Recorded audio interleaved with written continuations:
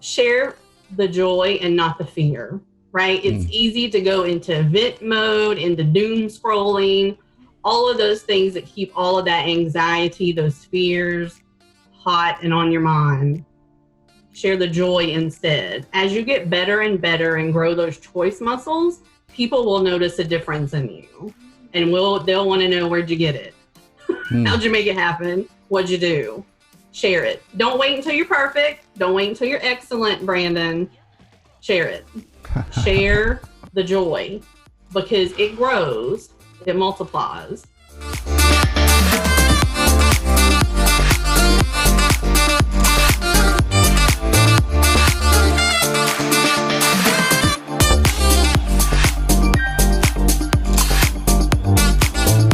This is the Workplace Therapist Show, and of course, I'm your host, Brandon Smith, and the entire purpose of the show is one singular thing, and that's really to help you have better conversations at work and healthier relationships at work. And so today, our topic today, I think is a really cool topic. I'm really curious for myself personally on this topic. How do we bring more joy into how we operate, how we live, how we kind of walk through life? Both at work, even outside of work. How do we kind of bring this kind of joyfulness and what does that mean to us? So like I said, I know enough to set up a topic. I'm not quite exactly sure how to do it. So to help us on this journey, I've got my good friend and colleague, Maureen Sweatman. Maureen, so good to have you on the show today. Thanks for having me, Brandon. Good to be with you. Yeah, and I think your title like fits this perfectly. So I love your title, Chief Joy Officer and Career Coach. Like, who doesn't need a chief joy officer? So this topic of joy, like I said, I know enough to set it up. I think I've got it in concept, but to be gut level honest, I can't say that I probably walk through life all day feeling joyful, particularly when I'm driving on Highway 92 near my house. It's very hard to feel joyful on 92. So I really want to dig into this topic. But before we do, just for folks who maybe aren't familiar with you and your work, share a little bit about who you are and what you do. I think that would be a good starting place for us. Yeah, absolutely. So I'm a certified career and life coach. And by way of training, I've done training through the International Coaching Federation. And I have a Master's of Divinity and an MBA from Emory University. So I love a good degree, as you can tell, and I'm the definition of growth mindset. And so my personal journey has really brought me to this place, and it's just become my mission to share how to choose joy with people. And as a coach, people come to me with a pain point or some stuckness around career and life. But what I'm really doing for everyone, because that looks different for every person, what I'm doing for everyone is holding them accountable to choosing joy, because nobody wants to be stuck or in pain, but that's our kind of human default because we don't know better and all the shoulds that our culture puts on us. So it's really holding people accountable to what they say they want more of, which is joy and happiness and purpose and peace and all those good things that kind of fly out the window in the day-to-day busyness that we get caught up in. See, I love the way you said that, because for me, when I hear that, it almost feels like pairing two things that don't go together, but they obviously do. Yep. Holding people accountable to choosing joy, because we often think joy is going to be this thing. It's going to, it's just going to come and, just land on me one day. I walk outside and joy's just going to kind of settle onto me. But you're saying, no, you got to, I'm going to hold you accountable to choosing that, to doing the things that you need to do to kind of get there, which is really an interesting concept. So maybe that's a good starting place. Why don't we dig into this?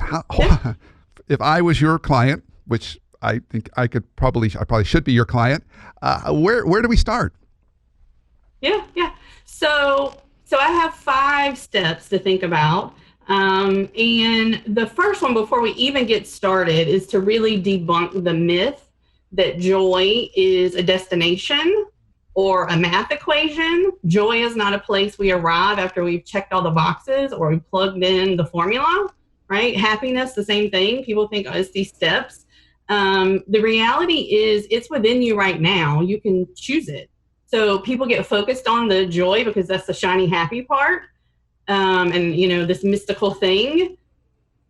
The work is the choosing. And so that's part of the steps I'll talk to you about. So I'll just jump into those if that's okay. So the first step is creating a vision. So it's my favorite time of year, and not for the reason necessarily most people say right now, which is the holiday season. Holiday season is great. But for me, it's vision time. It's vision season as I start to plan for the end of a year and the beginning of a new year. Yeah. And it doesn't require a timeline, but setting a vision.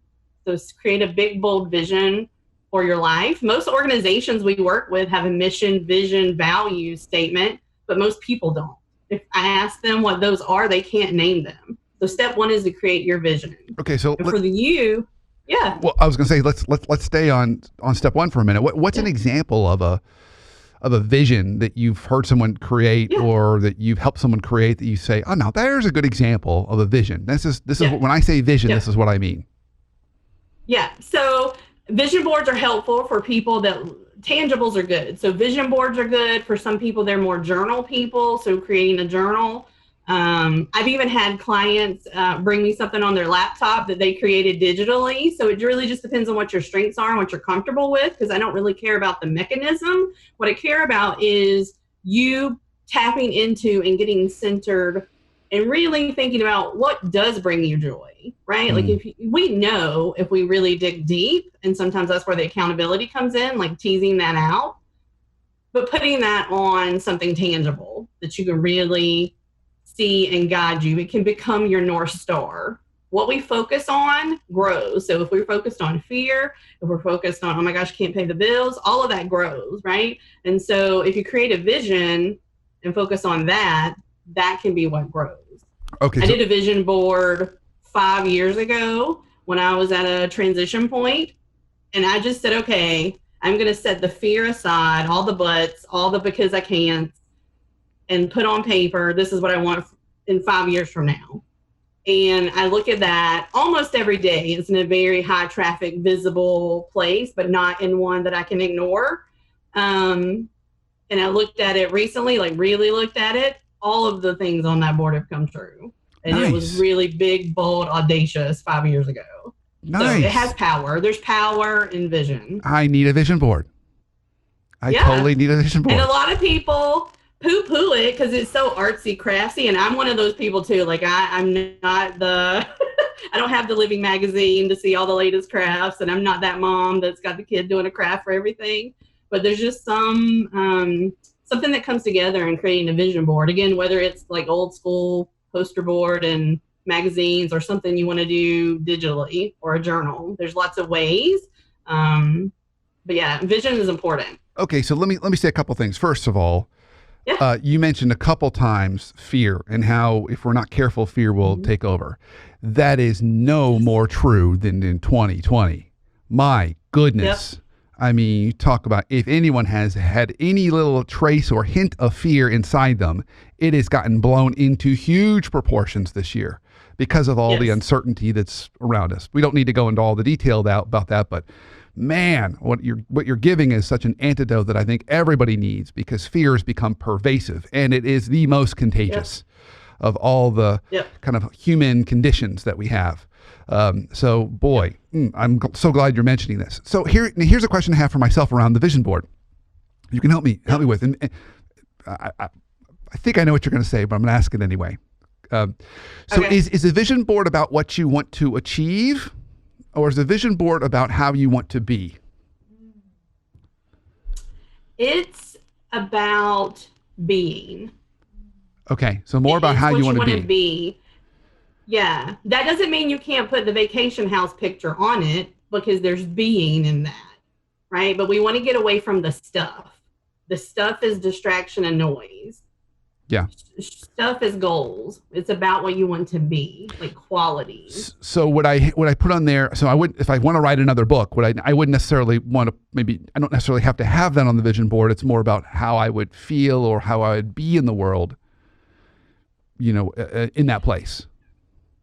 So I'm a theologian at heart too, so I'm a both and. It can be both. It's really what you want to be. You want to be an author. You want to put more of what you have to offer out in the world.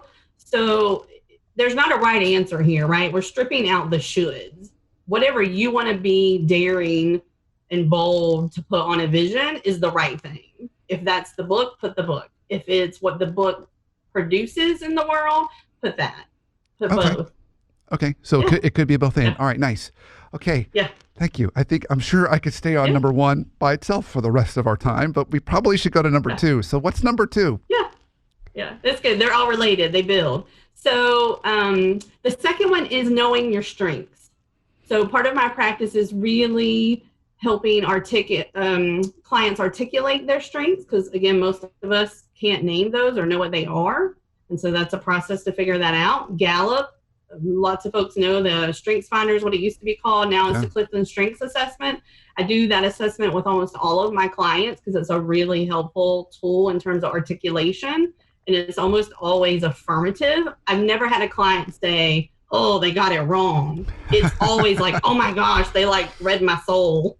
Like they know who I am, you know? And so knowing your strengths is important because it goes back to this piece around fear that we talked about.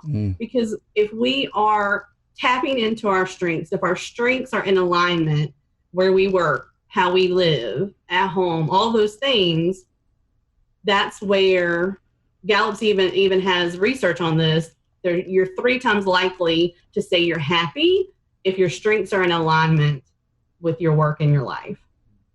Okay, I think that's worth saying again. 3 times more likely to be happy if your strengths are aligned with work and life. Yes. Okay. Yes. Okay. And as you know in your work, and I know in my work, most people are not in alignment with their strengths, particularly in their work. Yeah.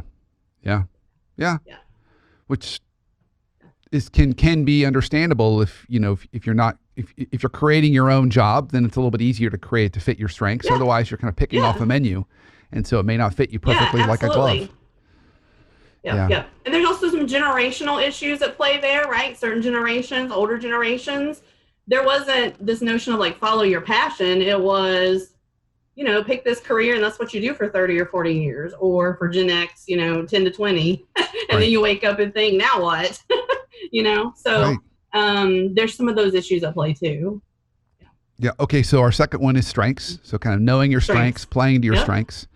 That will help bring more joy. Okay.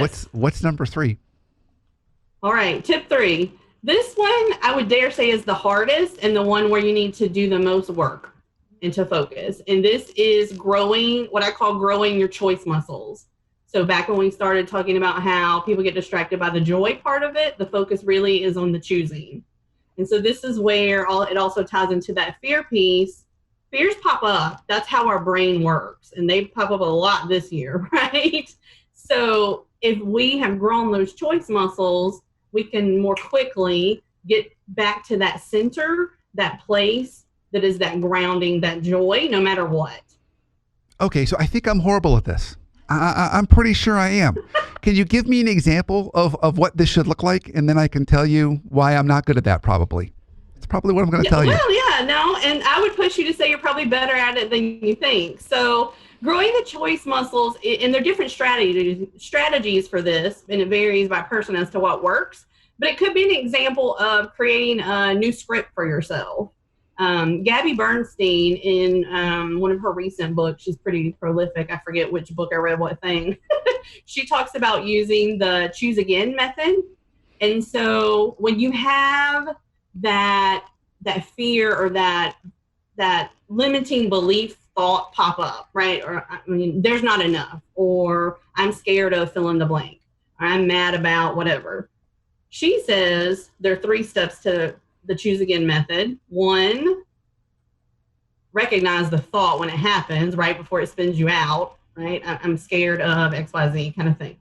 2, forgive yourself for that belief. If you can't forgive yourself, forgive the belief. Sometimes we get tripped up on forgiving ourselves. 3, choose. Again, there's the heart of the matter. Choose the next best feeling thought. So we don't go from, right, there's an emotional scale, right? We don't go from we're down here at despair or mad and go all the way up here to joy in one fell swoop. Work your way up, right? Being mad about something is better than being depressed about it, right? So work your way up the ladder. And the way you're doing that is growing those choice muscles. So when I, for example, I grew up as what I call a poor kid. And so the fear in me that there's not enough, that I won't be able to pay a bill, and I'm a single mom, so it's all on me. Like there's no other source, right? And so when I feel that fear come up, when I want to take a big risk, or even not, sometimes it's just out of the blue, there's a script I've created for myself that gets me right back to my joyful place. I say to myself, I'm safe and I'm taken care of.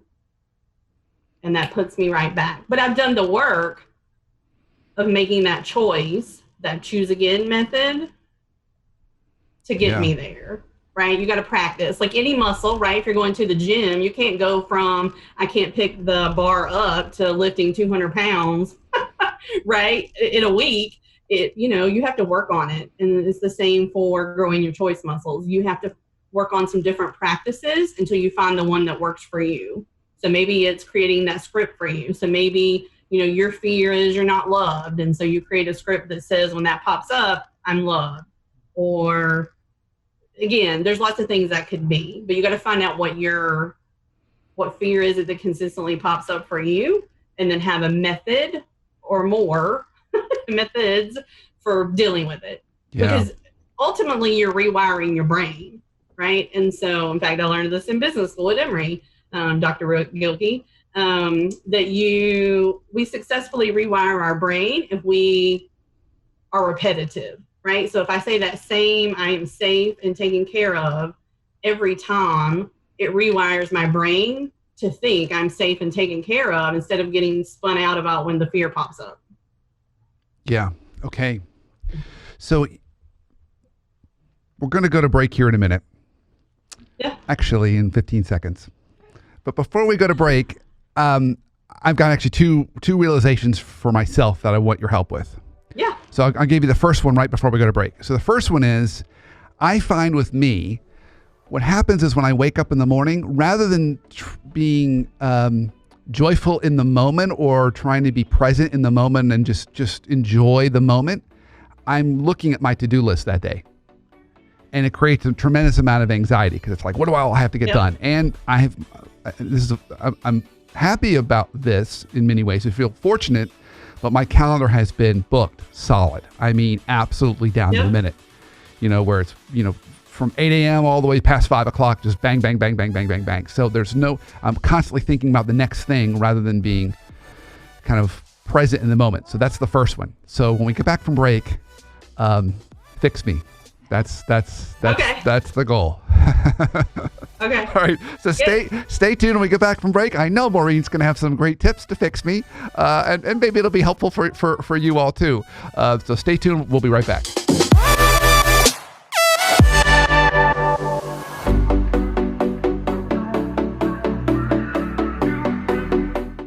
Hey everybody, thanks so much for listening to the show. In case you haven't heard, Brandon's got a new book out. He's going to tell you all about it. Thanks, Emily. So the book is The Hot Sauce Principle, How to Live and Lead in a World Where Everything is Urgent All the Time. And if you're like me, and like most of us, everything does feel urgent all the time. It's like hot sauce is being poured on everything, whether it's our work life, our family life, coming from our clients, coming from our boss. And so the book is a practical guide on how do we manage urgency. Not only how do we set proper boundaries, but how do we properly create urgency when we need to. So I wrote the book for you. I can't wait for you to get a copy. Thanks, Brandon. Don't forget to check out The Hot Sauce Principle, available now on Amazon.com. Back to the show. Welcome back from break. Of course, this is the Workplace Therapist Show. And right before break, my amazing guest and colleague, Maureen Sweatman, was helping me think about how to bring more of a joyful mindset and choose joy and strengthen those muscles. And so right before break, I gave her this challenge of how to get me to start to think differently about my day rather than just thinking about the next thing on my to-do list, how to be more present and really enjoy the moment. So Maureen, what can I do to get there? Because I really want to get there, but I find myself just constantly thinking about the next thing. Yeah, absolutely. I get it. In fact, achiever is one of my top 5 strengths, and I have that issue too. Like, what's next? Let's get it done. So I would want to dig in and ask you, what's that about? Like, what's the always thinking about the next thing about? Like, if you really drill down, there's a fear there. So what's the fear? So I was kidding with my wife recently because I said, I always try and do everything, whether I'm getting paid or not, at kind of a level of excellence. Like do it all really, really the best I can. And so I think my fear would be that I would walk into something I hadn't thought about and wasn't prepared, and then I might not be excellent at it. And so that creates that anxiety for me. Like I'll be a disappointment or a failure, or, people will say, gosh, that wasn't very good, or that wasn't a very helpful conversation, or that was a waste of my time. So I think it's all to try and prevent that from happening that's the first answer that comes to mind for me. Okay. So we know that is a fear, which means it's not real, right? Really. It's a worry. That's not real? It's not real. That's not real. Really? So fears are usually not real, right? Because we blow them way up. And so I would want you to create a script, and I can't do this for you. I would want you to create a script with a short sentence you can say to yourself when you open your eyes every morning that puts you in a space of calm and not immediately going to the to-do list. And you will fail at this for a while, but to grow the choice muscle, you have to practice it. So come up with something that you can say to yourself that gets you to just be still for however long feels good to you. And in some ways, like meditation, right? When people start the practice of meditation, it's very uncomfortable at first. Myself, when I started it years ago, I was like, I can't sit still and do nothing for like 5 minutes. Now I can do it for 30, and it feels like it goes by in the blink of an eye. So come up with something you can say to yourself as soon as you feel that engine rev. And it doesn't have to just be first thing in the morning, but that's where you can practice it consistently. But then as you start to feel it creep in the day, say that same thing to yourself every time. And eventually, again, you're rewiring your brain so that you more quickly get to and bypass that fear. So does something come to mind that you could say to yourself? Yes, actually something does. So a mentor of mine, his name's Len Laritz, he used to say to me, he had lots of beautiful sayings. And one of them, I think that hits with this, is he'd say, when we're at our kind of our fully best, we hold on to this mindset that I'm enough in my limitedness. Yes. And to me, that fits with what we're talking about. I'm enough in my limitedness. I don't have to be perfect. I don't have to be excellent all the time. It's going to be, right. I'll be enough. Right. Because what's underneath is that fear of I'm not good enough. Yeah. And that's a common fear. I'm going to try this. I can tell you right now, yeah. I don't believe this. Do it for 30 days. But I'm going to try this. Do it for 30 days. Yep. Put it on your calendar. Do it for 30 days and let me know how it goes. It makes a huge difference. Again, it's growing that muscle. So I had another one for you, but I'll throw it out there, but let's don't take it on today because I want to make sure we still get through number 4 and number 5. The other one that I also struggle with, probably tied to this, is that I have to do it all myself. So, asking for help or saying no, it's like those are hard muscles for me to use because I feel like, no, if I don't do it, it's not going to get done well, or, they really want me and I'm going to let them down if I say no, which then causes even more complications to my calendar, right? Just adds more and more and more stuff to it. I become my own worst enemy in that way. So again, another one that ties to this. Yeah. Same process. Drill down. What's the fear? And then what's the script? I'm a mess. I'm a mess, aren't I? Caution you. I'm an absolute mess. No, you're not an absolute mess. Y'all can't see Maureen, but she nodded yes for a little bit there, right there. That's good. No. We're all a mess is the good news. You're in good company. Okay, so I'll follow the same kind of process. I'll kind of, what's that fear? Process. What's that script? And what can I say to myself to kind of overcome that? Yeah, that's really good. Okay. Well, so let's move on to that was number 3, if I remember correctly. This was our hardest one. Yes. Which I get. And before we move on, I want to caution you because my type A folks, my achievers, those that have an achiever strength, want to do 10 of these at once. Pick one to work on. And then when you feel like you've made progress on that one, then you can add a second. So decide which one is you feel like more important to work on of the two you just named. Are you suggesting there might be more than two for me? That I might have to. There's more than two for everyone. This will be fun. All right. Yeah. Okay. So moving on to tips 4 and 5. Yeah. Okay. Yep. Tip 4. Ready? Ready. All right. So tip 4, and this is a great segue. You need an accountability partner because growing those choice muscles, just like growing those bodily muscles, is hard work. It is work, and we can easily get distracted and caught up in the fullness of life and all that comes with it. You need an accountability partner. For some folks, that's a coach. For some folks, that's their mom. For some folks, it's their spouse. It has to be someone who is brave enough and able to call you on your stuff. So one of the things that I do in coaching, someone told me years ago that was reported to me, and he was in his 60s, and I think I was all of like 32. I didn't know a thing. He said, "You're the best supervisor I've ever had." And I was floored. It's like, quit messing with me. What are you talking about? And he said, "In equal measure, you hold me accountable and you appreciate me." You need an accountability partner, a thought partner that can, in equal measure, hold you accountable, truly hold you accountable, and appreciate you. Be your cheerleader. Brandon, you got it. And Brandon, you didn't do so hot this week, so I'm going to need you to try a little harder. What can we do to set you up for success this week? Okay. Yeah. That's good. That's really 4. Good. Okay. All right. Yep, so 4. Thinking about who that person, can you have more than one? Yes. You can have different partners for different things you're working on. Oh, so if I find 7 of these, I can have 7 different accountability partners. A big sigh from Maureen.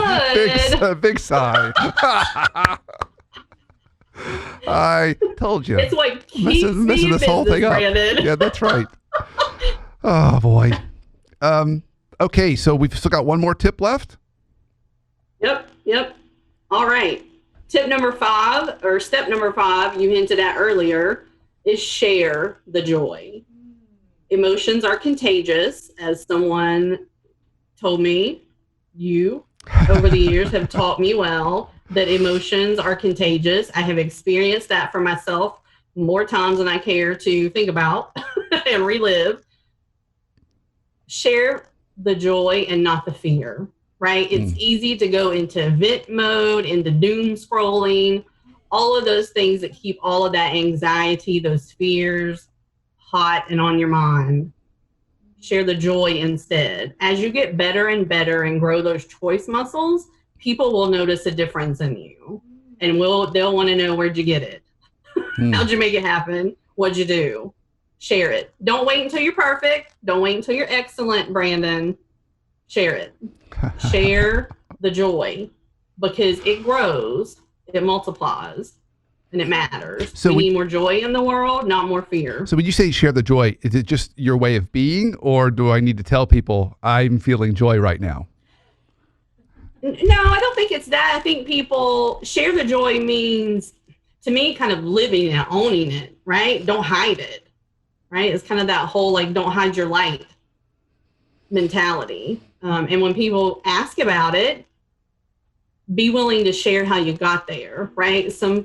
It's hard to admit we were less than, and here's how we got to what people see, right? Be willing to share how you got there. Yeah, that's great. Okay. All right. Maureen, this was really, really good. I'm actually going to be really curious how people respond when I share how I got there. My experience has been when people ask about stuff like kind of like this, like, how did you do that? And I start to tell them the process or the work, their eyes like glaze over, because what they really want me to say is, the joy fairy came and anointed me this morning, and maybe she'll come for you tomorrow. They typically want like an easy fix, but we'll see. Yeah. We'll see. Nothing good comes from an easy fix. That's well said. Well said. Mic drop moment right there, Maureen. So this is great. So we're getting close to the end here. I always ask all my guests this question when we get to the end. What life hack might you have for us to how we can have better conversations, either at work or at home? Yeah, absolutely. This works for both because it's focusing on yourself first. So just like we started with, step one was setting your vision for yourself. The life hack that worked for me and has worked with countless clients is focused actually on gratitude.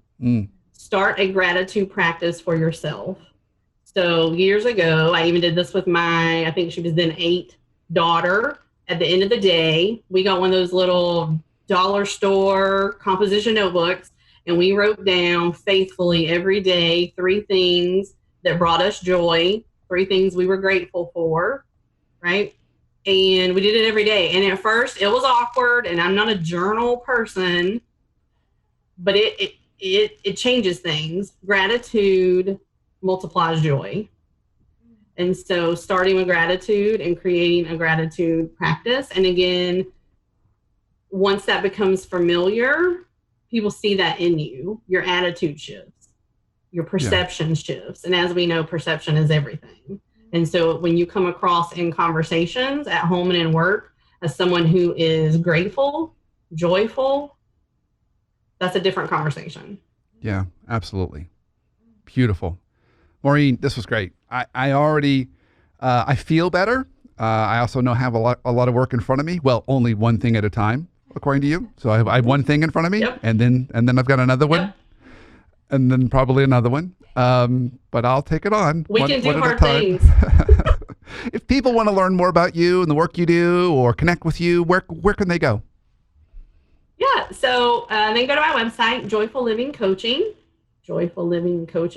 And there's lots there, including a blog. And you can get on my calendar for a consult off of the website as well. I'm also on social media. So a client recently said, I love following your social media because it gives me some joy scrolling in the midst of my doom scrolling. And so it's just become my mission to be part of the joy scrolling. So you can follow me on Facebook and Instagram, Joyful Living Coaching, for some joy scrolling. And from the website, if people reach out through the contact page and mention the show, I have a freebie for them, my favorite resources that help you do this work. I'll share that with listeners. That's really cool. That's great. Maureen, I am grateful for you. See, I'm practicing. I heard it. I'm grateful for you. And you really are a gift. Thank you so much for today. And not only for me, but for all the folks who are listening that you've had an impact on today. And thank you all for listening and watching the show. If you are listening on iTunes or wherever platform you're listening, please rate and review the show. That's how more folks find us. It's how we kind of grow our tribe. If you want additional resources, of course, you can find older shows or blog posts or other resources on theworkplacetherapist.com. Those are all free resources for you to help you have a workplace and a professional life that's that much healthier and more free from dysfunction. And if you haven't bought a copy of my latest and newest book, The Hot Sauce Principle, How to Live and Lead in a World Where Everything is Urgent All the Time, why not? It's right there for you. You can purchase. So if you haven't gotten a copy, you can pick it up on Amazon, or you can go to theworkplacetherapist.com and you can purchase a personalized copy from me. There's a link to do that as well. So until our next show and our next time together, have a great week and an awesome life.